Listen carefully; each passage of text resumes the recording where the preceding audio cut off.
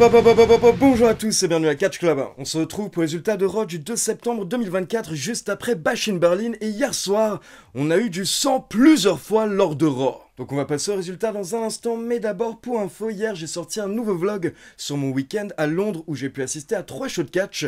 Donc dans le vlog vous avez des extraits des 3 shows où j'étais. Donc dans la vidéo vous avez des extraits des 3 shows et vous avez également mes impressions par rapport à All In et mon expérience sur place qui ne s'est pas très bien passée. Et donc c'est parti, on passe aux résultats. Hier soir on a été accueilli par un nouveau duo de commentateurs, Wade Barrett qui était accompagné par Joe Tessitore qui est un nouveau commentateur du côté de la WWE mais qui a fait un très bon travail hier soir pour sa première du côté de Raw. Et du coup, dorénavant à SmackDown, pour les prochains mois, on aura Michael Cole et Corey Graves. Puis nous avons Mami Rhea Ripley qui fait son entrée pour célébrer sa victoire lors de Bash in Berlin. Mais au passage, Mami nous explique également qu'elle n'en a pas fini avec Judgment Day. Elle n'a pas fini de détruire Judgment Day. Et dorénavant, elle veut récupérer la seule chose que Liv Morgan lui a réellement volée. Donc bien entendu, Mami parle de son titre. Mais là, à la place de Liv Morgan, c'est Dum Dum qui fait son entrée. Et Dum Dum nous explique que Liv Morgan n'est pas présente ce soir car elle n'est pas encore totalement remise de Bash in Berlin. Et en plus, avec le vol retour, il y a le décalage horaire, la fatigue, etc. Donc Dum Dum explique que tout de suite, c'est pas possible. Mais éventuellement, Liv Morgan acceptera le challenge de Mami. Et là, Mami demande à Dum Dum de dire à Liv Morgan qu'elle est prête à l'affronter n'importe où, n'importe quand. Et là, justement, vous avez Liv Morgan qui sort de nulle part et qui tente d'attaquer Mami par derrière. Mais Rhea Ripley était préparée, donc elle ne s'est pas laissée faire, elle s'est occupée de Liv Morgan. Et pendant ce temps, Dum Dum a tenté de prendre la fuite, mais Rhea Ripley a tenté de le retenir. Sauf que là, Liv Morgan en a profité, elle a frappé Mami par derrière. Et vous avez Mami qui est tombée au niveau des cordes et elle s'est retrouvée suspendue dans les cordes. Et là, vous avez encore une fois Liv Morgan qui en a profité et elle s'est acharnée sur les jambes de Mami jusqu'à ce que Damien Priest intervienne pour faire fuir Judgment Day. Mais le mal était fait sur Rhea Ripley. Ensuite, on passe en coulisses et on retrouve Chad Gable qui est en train de motiver les American Made, car dans un instant, ils vont affronter la Alpha Academy. Et au bout de quelques minutes, vous avez Akira Tozawa et Otis qui sont KO. Donc là, Maxine Dupri effectue le relais. Elle va prendre les choses en main et pendant quelques instants, elle commence à totalement dominer Ivy Nile. Et vous avez la foule qui a explosé à ce moment-là. Et vous avez également Chad Gable qui commence à paniquer, donc Chad Gable monte au bord du ring, mais Maxine lui a mis un énorme coup de pied au visage. Sauf que derrière, quand Maxine se retourne, ça permet à Ivy Nile de reprendre l'avantage avec un gros kick, puis son Dragon Sleeper pour la victoire. Et après le match, vous avez Chad Gable qui prend le micro et il demande à la foule d'applaudir la plus grande famille, la meilleure famille de la WWE. Puis Chad Gable nous parle de son match face à Uncle Howdy de la semaine dernière et il explique qu'à la base, ça devait être un match 1 contre 1, mais au final, les sbires de Uncle Howdy sont intervenus.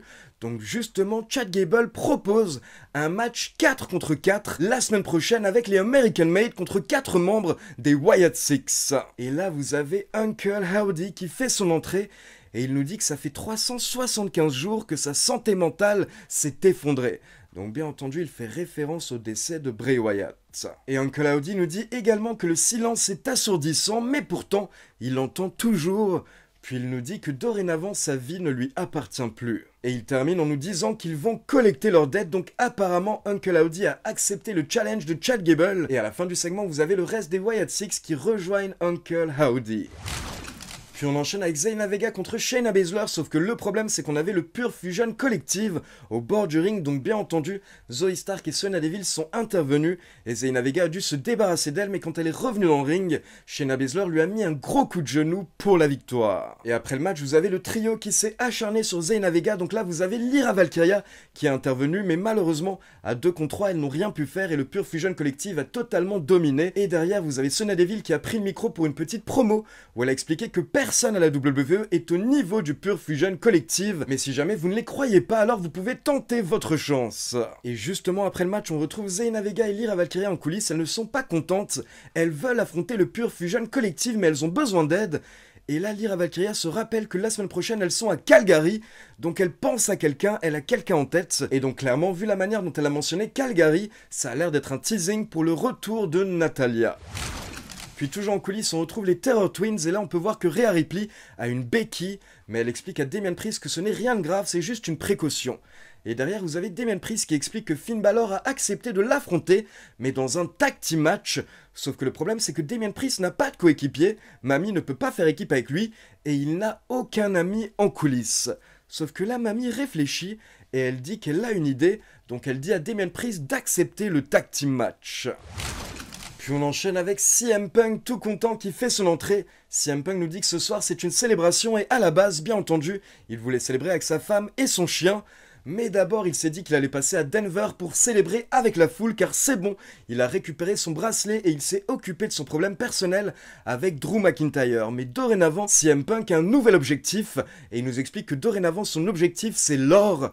Donc là, il commence à s'adresser aux champions, il commence à s'adresser à Gunther et il dit à Gunther que c'est très bien joué. Il a bien joué quand il a battu Randy Orton à Bash in Berlin, mais maintenant il va devoir affronter CM Punk. Et CM Punk nous dit qu'avec la foule, ils vont se faire un plaisir de prendre le titre à Gunther. Donc fin du segment, la musique de CM Punk retentit et CM Punk célèbre avec les fans à l'extérieur du ring. Mais là, vous avez Drew McIntyre qui sort de nulle part et qui attaque CM Punk. Et Wade Barrett tente d'intervenir, il tente de calmer McIntyre, mais McIntyre n'écoute même pas Wade Barrett qui est un très bon ami à lui. Pour rappel, là McIntyre est lancé, donc il commence à porter un Claymore Kick à CM Punk, puis rapidement il le ramène dans le ring pour continuer à s'acharner sur lui. Et là, bien entendu, McIntyre prend le bracelet de CM Punk, il récupère le bracelet et au départ il veut le mettre à son poignet. Mais au final, McIntyre décide de détruire le bracelet de CM Punk. Donc là, il le brise littéralement. Et ensuite, il prend les petites perles et il les fait bouffer à CM Punk. Donc CM Punk se retrouve avec ses petites perles dans la bouche. Et là, McIntyre s'acharne encore sur lui. Il lui met notamment encore un Claymore Kick jusqu'à ce que les officiels interviennent. Et Adam Pearce arrive également très énervé. Et il renvoie McIntyre au vestiaire. Et donc là, vous avez le médecin qui débarque avec une civière et on place CM Punk sur la civière. On le ramène en coulisses pour le placer dans une ambulance. Mais alors qu'il est en train d'arriver en coulisses, il se fait à nouveau attaquer par McIntyre, qui est vraiment méga énervé. Il a pété un câble hier soir. Et donc là, il arrache les protections autour de CM Punk. Et on peut voir que CM Punk est en train de saigner de la bouche. Et vous avez McIntyre qui continue à s'acharner sur lui, jusqu'à ce qu'Adam Pearce et les officiels interviennent une seconde fois. Donc là, hier soir, vraiment, on est passé à un autre niveau de violence. Et c'est ça que je voulais voir depuis le début entre McIntyre et CM Punk. Moi, ce que je veux, c'est que ces deux mecs s'entretuent. Et j'imagine que ça va avoir lieu, bien entendu, à Bad Blood. Puis on continue avec le tournoi pour désigner le prochain challenger au titre intercontinental. Et là, on avait Dom Dom contre Dragon Lee, contre Ilya Dragunov. Sauf qu'au bout de quelques minutes, vous avez Damien Priest qui est intervenu et qui a fait fuir Dom Dom. Donc Dragon Lee et Dragunov se sont retrouvés face à face et à la fin, vous avez Dragunov qui a réussi à porter son Torpedo Moscow pour la victoire. Donc Ilya Dragunov rejoint Jey Uso et Pete Dunne dans la finale du tournoi pour couronner le prochain challenger. Et on aura le 4e qualifié un peu plus tard lors du show. Car un peu plus tard, on aura le 3e match de qualification avec Sheamus contre Ludwig Kaiser contre Bronson Reed. Sauf que là, vous avez Adam Pearce qui intervient pour nous dire que Bronson Reed a dû être retiré du match parce qu'il a le Covid. Et du coup, Adam Pearce cherche un remplaçant. Et là, vous avez Braun Strowman qui débarque avec plein de pansements suite à ce qui s'est passé la semaine dernière. On rappelle qu'il s'était pris le Tsunami Splash sur une voiture. Mais Strowman explique que les médecins lui ont donné le feu vert. Les médecins ont expliqué que Strowman peut catcher s'il le souhaite. Donc au final, Adam Pearce accepte de remplacer Bronson Reed par Braun Strowman. Puis on enchaîne avec Io Sky et Kairi Sane contre Alba Fire et Ayla Dawn et les vainqueurs obtiendront un match pour les titres par équipe féminin. Donc justement, les championnes étaient au bord du ring pendant le match. Et au bout de quelques minutes, vous avez Kairi Sane qui monte sur les cordes et qui veut sauter vers l'extérieur sur Ayla Dawn. Sauf qu'au dernier moment, Ayla Dawn tire Bianca Belair à sa place. Et là, le problème, c'est que Kairi Sane n'a pas vraiment réussi à retomber sur Bianca Belair. Kairi Sane est retombée un peu plus loin et elle s'est prise la table des commentateurs en pleine tête. Et du coup, quelques instants plus tard, quand Kairi Sane se relève, on peut voir qu'elle saigne au niveau d'un de ses yeux. Mais malgré tout, elle a continué le match et à la fin, vous avez Alba Fire et Ayla Dawn qui lui ont porté un combo pour la victoire. Donc Alba Fire et Ayla Dawn obtiennent un rematch pour les titres par équipe, mais après le match, vous avez également les championnes qui s'embrouillent un petit peu avec Damage Control. Et donc quelques petites infos par rapport à Kairi Sane. Après le match, elle a dû subir quelques points de suture au niveau de l'œil, mais apparemment sa blessure n'est rien de grave, elle va bien. Et elle a également posté un message sur Twitter pour rassurer tout le monde avec un pouce vers le haut. Et à côté de ça, les médias américains ont ajouté que pour le moment, ils ne savent pas si elle a subi une commotion cérébrale ou pas. Puis Puis on passe en coulisses et on a Kofi Kingston qui discute avec Adam Pearce par rapport au fait que Judgment Day n'ont pas défendu les titres par équipe depuis 2 mois, donc apparemment Kofi Kingston a une proposition pour Adam Pearce, mais là on n'entend pas la proposition car on a Gunther qui passe par là au même moment. Et au passage, pour info, on parlera de la situation d'Odyssey Jones dans la prochaine vidéo news, car depuis hier il y a pas mal de rumeurs par rapport à son cas. Puis dans un autre coin des coulisses, on retrouve Damien Priest qui demande à Mami si son contact a dit oui pour faire équipe avec Damien Priest ce soir, et là Mami répond que non, son contact n'a pas dit oui, mais il a dit yeet. Puis nous avons Gunther qui fait son entrée bien entendu pour célébrer également. Gunther nous dit qu'il a battu la meilleure version de Randy Orton, mais rapidement, Gunther est interrompu par Sami Zayn. Sami Zayn monte sur le ring et il mentionne des grands catcheurs qui ont eu le titre intercontinental, comme Steve Austin ou encore le Macho Man. Et Sami Zayn dit que tous ces catcheurs ont eu le titre intercontinental car c'est le titre des bosseurs, et derrière ils ont utilisé ce titre comme une marche pour passer au niveau supérieur et pour derrière devenir champion du monde, et maintenant c'est à Sami Zayn de faire la même chose. Donc Sami Zayn nous dit qu'il veut le titre World Heavyweight, et Gunther répond que Sami Zayn a raison. Toutes ces légendes ont utilisé le titre intercontinental pour passer au niveau supérieur, mais le problème, c'est que le nom de Sami Zayn n'appartient pas à cette liste de légendes que Sami Zayn vient de citer. Pour Gunther, Sami Zayn n'est pas du tout au niveau des Steve Austin et Macho Man. Après, Gunther dit tout de même un petit peu de bien de Sami Zayn, mais au final, il donne sa réponse et il dit non, je ne vais pas t'affronter, je ne vais pas donner d'opportunité au titre World Heavyweight, puis Gunther s'en va. Mais là, Sami Zayn n'accepte pas et il arrête Gunther et il dit qu'il ne comprend pas car durant toute sa carrière, Gunther n'a jamais refusé un challenge, mais là pour la première fois, il refuse d'affronter Sami Zayn et Sami Zayn sait très bien pourquoi et Gunther le sait aussi, c'est parce que Sami Zayn est la seule personne qui a battu Gunther depuis qu'il est à la WWE. Alors bon, comme vous le savez, c'est pas totalement vrai, mais là on va oublier NXT pendant quelques instants. Et là vous aviez Gunther qui était dos à Sami Zayn, mais au final il se tourne vers Sami Zayn, et Sami Zayn dit qu'apparemment cette phrase a un petit peu piqué Gunther, et dorénavant, il a son attention, et là vraiment Sami Zayn s'énerve, il s'excite, et il nous promet qu'il va s'occuper de Gunther et qu'il va devenir champion du monde. Puis on retourne en coulisses, on a Jey Uso et Damien Priest en train de discuter, puis on a Bron Breakker qui confronte Jey Uso, pour lui rappeler qu'aucun des membres de sa famille n'a jamais battu un des membres de la famille de Bron Breakker. Donc Bron Breakker conseille à Jey Uso de se retirer du tournoi pour le titre intercontinental, mais Jey Uso n'en a rien à faire, il traite Bron Breakker de rookie, et il nous promet qu'il va remporter le tournoi, puis qu'il va battre Bron Breakker et récupérer le titre intercontinental. Et donc on enchaîne avec le dernier match de qualification avec Braun Strowman contre Sheamus contre Ludwig Kaiser, et vers la fin du match, on a Sheamus qui est à 2 doigts de gagner, mais là vous avez Pete Dunne qui attaque Sheamus et qui lui met un énorme coup avec le Shillelagh dans le dos. Et du coup pendant ce temps dans le ring vous avez Braun Strowman qui en profite et qui porte son Power Slam sur Ludwig Kaiser pour la victoire. Et après le match en coulisses on a Pete Dunne qui dit à Jackie Redmond de dire à Sheamus que c'était simplement un message de la part d'un vieil ami. Et du coup, la Jackie Redmond répond à Pete Dunne, ok, donc je dois lui dire que c'est un message de la part de Butch. Et là, on peut voir que ça ne plaît pas du tout à Pete Dunne qui s'approche de Jackie Redmond et qui lui demande de ne plus jamais prononcer ce mot.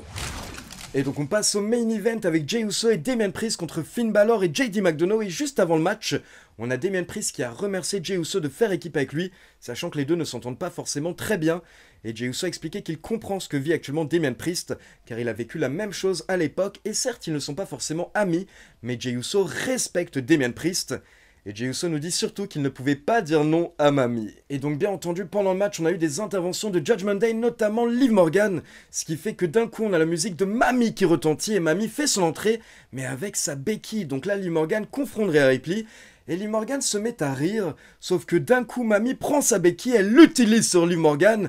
Certes, Mami n'a qu'une jambe, mais elle peut tout de même se battre. Et pendant ce temps, dans le ring, vous avez Jay qui porte un spear à Finn Balor, Damien Priest qui porte le Razor's Edge à JD McDonough, et là, il effectue le relais une dernière fois pour que Jey Uso puisse enchaîner avec son splash pour la victoire. Allez, on enchaîne direct avec l'avis de Pierre, puis ma conclusion. Oui, Drew, vas-y mon grand, écrase-moi cette vermine de CM Punk. Oui, oui, oui. J'ai adoré ce segment de vengeance de Drew McIntyre. Pour ceux qui me suivent sur TikTok, j'ai dit dans mes réactions à chaud que c'était pas nécessaire de faire perdre Drew McIntyre de cette manière à Bash in Berlin. Les 4 GTS, c'était vraiment pas obligé. Même pas un contre, ça faisait vraiment passer Drew McIntyre pour un faible. Et j'ai vraiment eu un doute quant au fait que la feud continue entre les deux hommes, et bah me voilà rassuré assuré. Elle continue et Drew McIntyre qui assassine CM Punk, je pouvais pas rêver mieux, c'était un segment d'une telle violence, il lui fait bouffer le bracelet, il lui écrase les yeux sur la civière, c'est tout ce que j'aime. Un véritable orgasme catchesque. S'ils arrivent à réanimer CM Punk, je vois bien la feud se terminer à Bad Blood dans un match à stipulation. Hell in a Cell, Steel Cage, peut-être même First Blood match. Rhea Ripley est tellement over avec le public, je suis surpris à chaque fois, c'est génial. Une grosse victoire pour elle à Bash in Berlin et elle ressort très forte de cet épisode de Monday Night Raw. Car même à une jambe, elle graille Liv Morgan, c'est trop bien. Par contre, j'ai adoré quand en plein milieu du show, vous la faites passer pour une teubée avec ses yeets là et Jey Uso. Non mais sans déconner les deux là, qu'est-ce que c'est que cette association, vous sortez ça d'où? C'est aux antipodes complètement du personnage de Rhea Ripley. D'ailleurs en parlant de Jey Uso, il s'est qualifié pour le Fatal 4-Way pour le titre intercontinental. Mais vu comment il devient débile ces derniers temps, j'ai vraiment pas envie de le voir avec un titre autour des hanches. J'ai repris espoir en Ilya Dragunov qui lui aussi s'est qualifié. Donnez-lui plus d'importance s'il vous plaît. Sami Zayn qui se propulse en haut de la carte pour le titre mondial, je dis oui. En vrai c'est la suite logique, il était temps pour lui d'aller vers la main event picture. Après plusieurs mois de booking en dents de scie, je ne voyais personne d'autre pour aller chercher Gunther. Cet épisode de Monday Night Raw était plutôt cool comparé à Bash in Berlin qui était soporifique. Les matchs de qualification, j'adore ça, ça donne du prestige au titre et ça prouve qu'une chance pour un titre, bah ça se mérite. Le segment Drew McIntyre CM Punk c'est un 10 sur 10 et les Terror Twins contre le Judgment Day c'est vraiment très cool également, même si le nouveau Judgment Day passe vraiment pour des cons. Quant à la division féminine, Unholy Union se qualifie pour avoir une chance de récupérer les titres qu'elle n'aurait jamais dû perdre. Et Shayna Baszler obtient une victoire très cool contre Zelina Vega, j'ai rien à redire là-dessus. La qualité de cet épisode de Monday Night Raw était au rendez-vous, je donne un solide 7,5 sur 10. Merci à tous, à la prochaine, merci Ali et vive le catch. Alors clairement déjà ce qui s'est passé entre CM Punk et McIntyre hier soir j'ai beaucoup apprécié.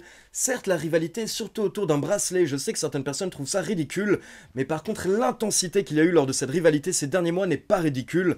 McIntyre et CM Punk ont vraiment tout donné, et là lors des prochaines semaines jusqu'à Bad Blood on va enfin être là où je voulais être, c'est-à-dire une guerre totale avec du sang.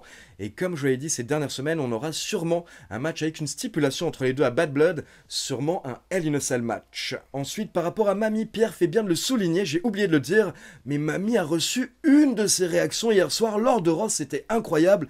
Et c'est ce que j'avais expliqué dans ma vidéo review de Bash in Berlin. Mamie et Damien Priest sont actuellement deux des plus grosses stars du show. C'est pour ça que pour moi, Mamie n'avait pas forcément besoin d'une victoire à Bash in Berlin, mais c'est pas grave car la rivalité continue. Sauf que malheureusement, encore une fois, hier soir, Judgment Day a perdu.